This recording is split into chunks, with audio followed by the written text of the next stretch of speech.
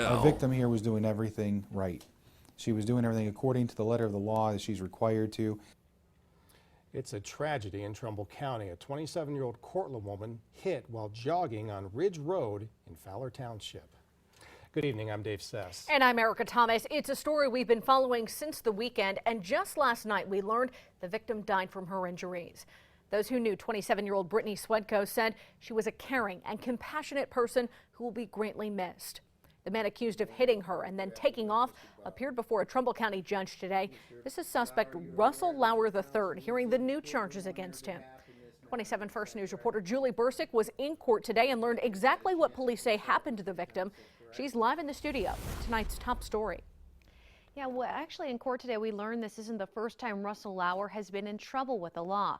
The prosecutor says he has 2 prior convictions for driving while under the influence of drugs or alcohol, as well as a prior reckless operating involving a motor vehicle and 7 prior suspensions on his driving record.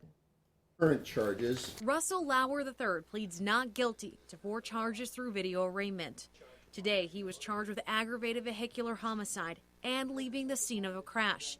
Those are both felonies. It's an absolute tragedy. The victim, 27-year-old Brittany Swedko of Cortland. She was running and walking along Ridge Road Saturday when she was hit. She was running against traffic. She was not in the roadway whatsoever when she was struck. A husband and wife told Ohio State Highway Patrol they witnessed the accident and say the driver never stopped after hitting Brittany.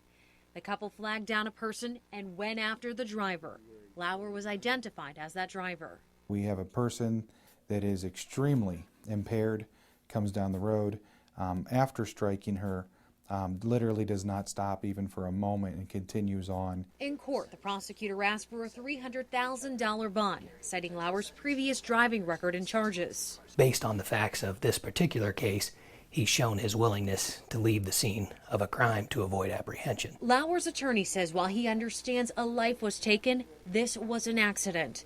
The judge set bond at $215,000. I'll always be an advocate. Longtime and former Trumbull County victim advocate Miriam Fife was in court today. She would often wave and make small talk with Brittany. Well, I used to see her out a lot, especially in the summer with her 3 dogs, and she'd walk around the neighborhood. She describes Brittany as a bubbly person and feels for Brittany's family.